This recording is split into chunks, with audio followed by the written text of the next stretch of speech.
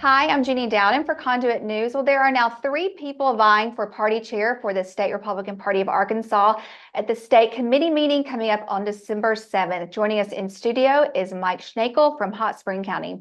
Hey, Mike, thank you for joining us. Thank you for having me today, Jenny. Yeah, absolutely. Well, a lot of our viewers will be familiar with you, but first, just tell us a little bit about yourself and specifically how you became involved in the Republican Party here in Arkansas. Um, I grew up in small town Malvern, Arkansas. I won't go over my complete bio, my complete military history. Grew up in Malvern, Arkansas, served in the military for 16 total years. Retired in December of 2017. Moved back to Arkansas pretty quick after that. Got involved with the Republican Party, I'm going to say around 2020. We had some local elections going on that was that I was, I say, recruited for, running for sheriff position, some JP positions, and running for constable. So I got involved with the Republican Party then. I would have gotten involved earlier if it wouldn't have been for the military. You know, it's pretty strict in the military about any party affiliation and politics in general while you're in the military. But I got heavily involved, and the thing that really kind of straw that broke the camel's back was the convention this year and the dissolution of the committees, which kind of led me to where I'm at today and the decisions that I've made to be here. I am the Hot Spring County temporary chair right now. I've been the district committee man and state committee man throughout my tenure in the last 4 years there, and I am the only nominee right now for the county chairman position for our county chair, and that'll just basically lead us up into January, and hopefully I'm state chairman and will be able to assist the county committees in ways from the state chairman position.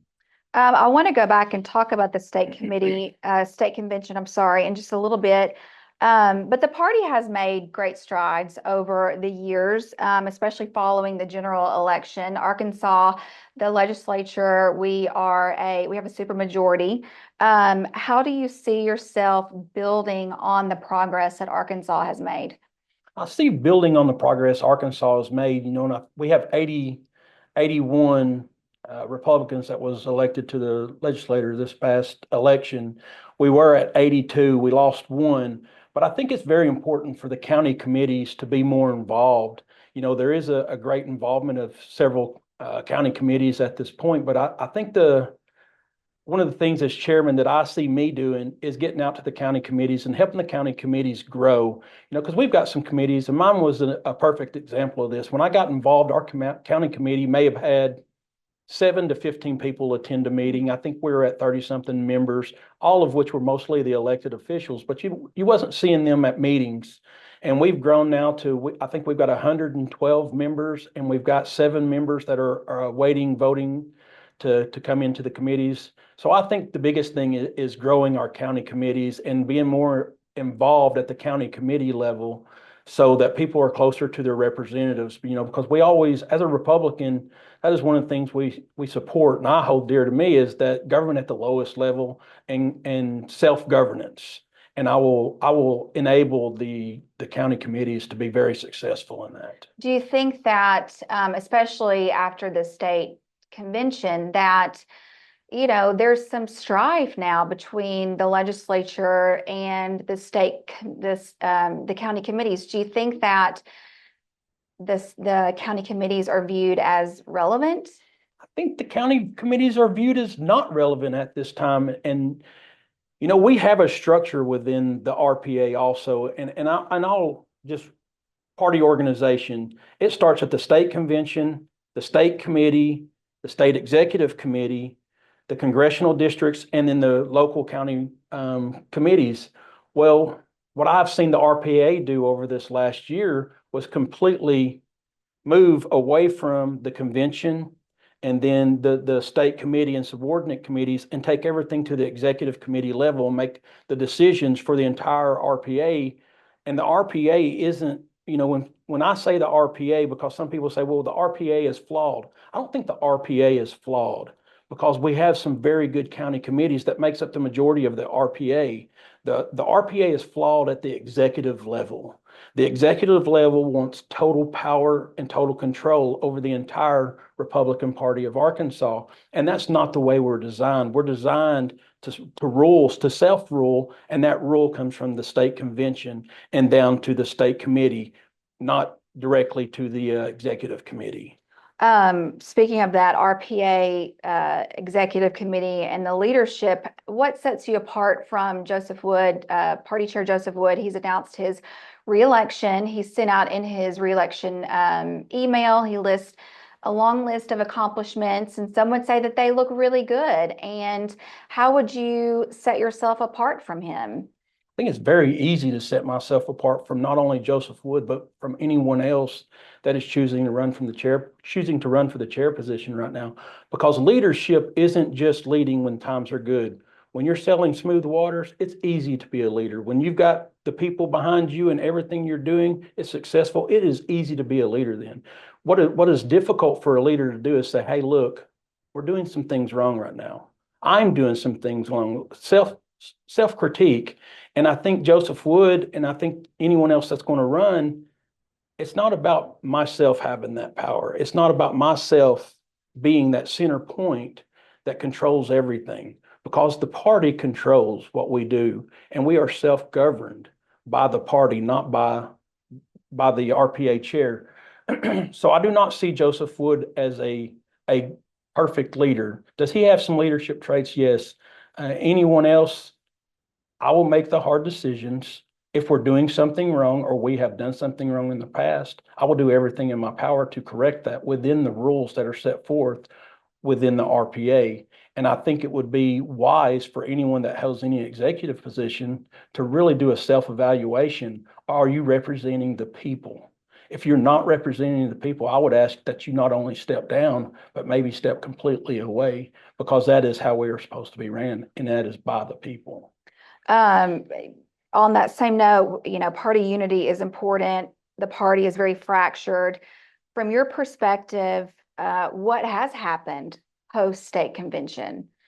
Post-state convention, I see it as there's been an attack on the committees, and dissolution of county committees is not a fix for what's going on right now. Our county committees are the strongest, biggest thing we have, and the biggest electorate within the state, and who we lean on for every single election. Those are the people who are out on the streets. Those are the people who are out in front of the people, putting signs in yards.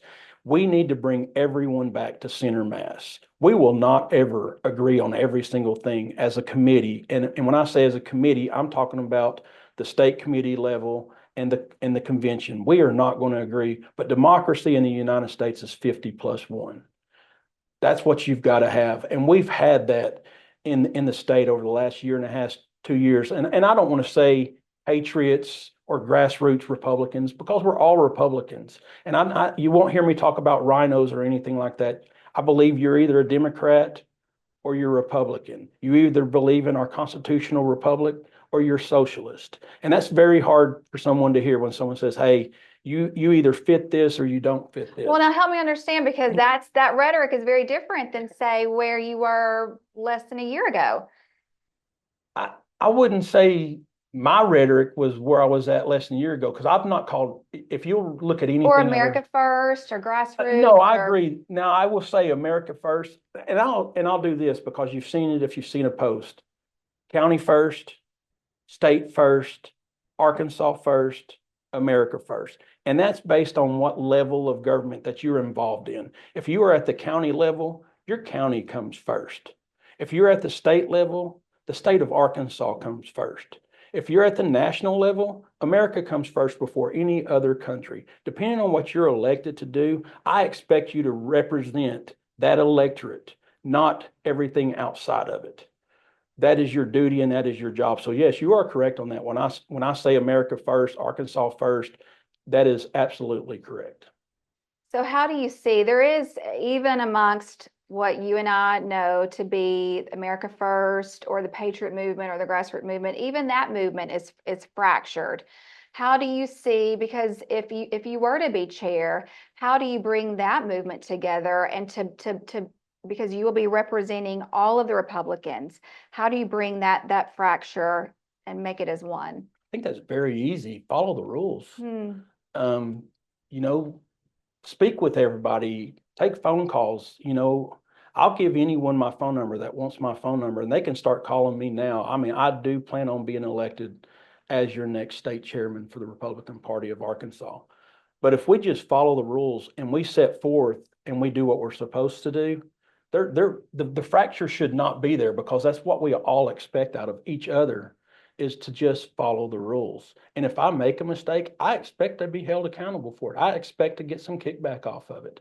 I do not anticipate anything like that happening, because I really want to make sure that we have the right people in the right places. And there's people within all these movements that I see as leaders in the party in the state of Arkansas. I see Jennifer Lancaster as a leader of the party in the state of Arkansas. I see Eddie Arnold as a leader in the party across the state of Arkansas. I see Sarah Dunklin, the Courtney Roldans. I see all these people that were involved in this movement as leaders. Now, has there been some disagreement after the convention on the way things were handled? Yes. And we will agree to disagree on some of those issues. The biggest thing is that we agree to follow what is written in our platform and in our provisions within the state manual for the RPA. So that's a very easy comeback there.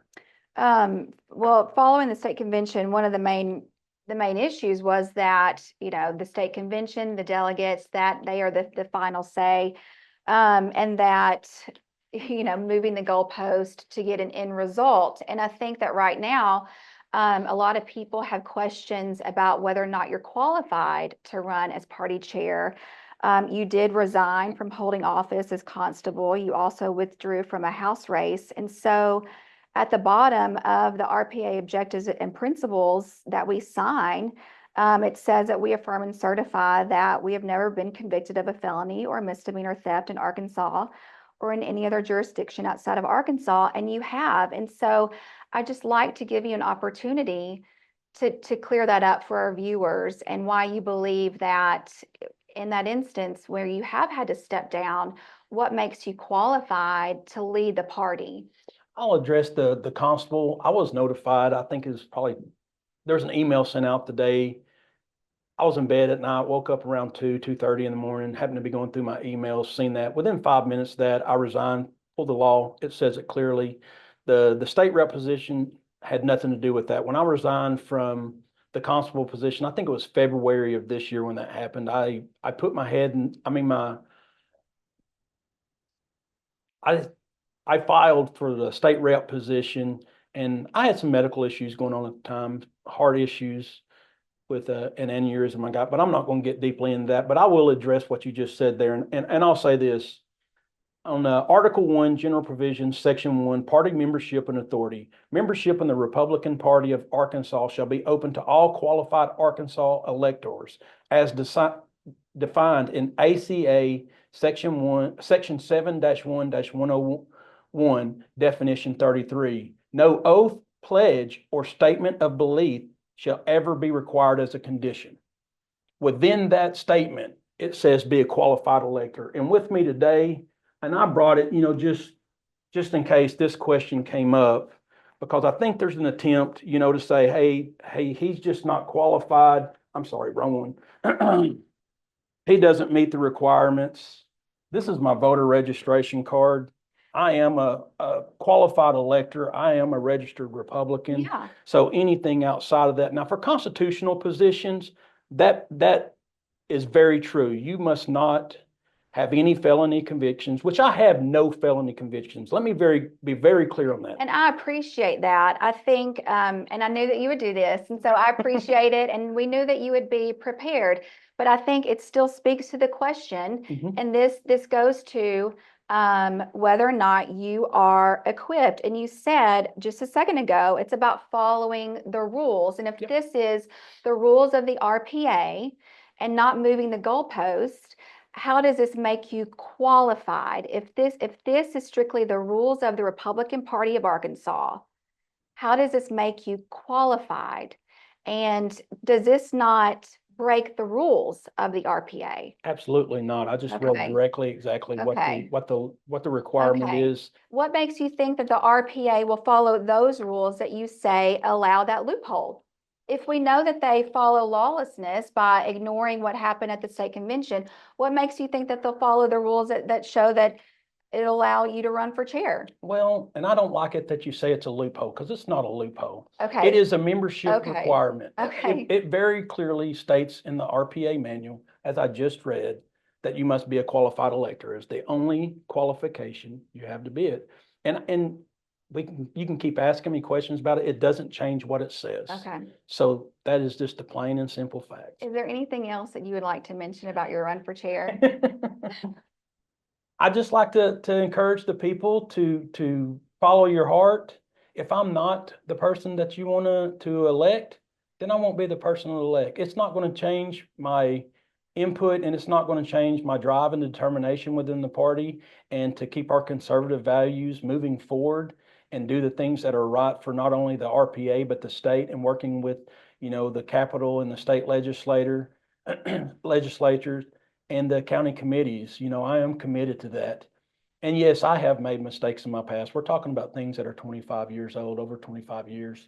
And I own up to those things, and I paid my dues. I paid what was supposed to be paid, and I own up to it. I won't hide from it. I'll answer questions. If you've got more questions about it, I'll answer the questions you have about it. But it doesn't change what the rules say within the manual of what a qualified elector is. And I meet those qualifications. And if we want to ding everybody for having a misdemeanor, we've got JPs that are elected that's been sued for tens of thousands of dollars. We've got congressmen, senators, state reps that are being sued currently, and that have been sued and have had multiple misdemeanor infractions. If that's the bar that everyone is held to, we will never elect a good person. I mean, because everyone makes mistakes, and you grow from those mistakes. And I have done that very thing. And I do ask the state of Arkansas and the state chairman, the chairman of each county committee, and the state committee man, state committee woman, and many members of the legislature to please vote for me. I think I'm the right person for the right time and in this job.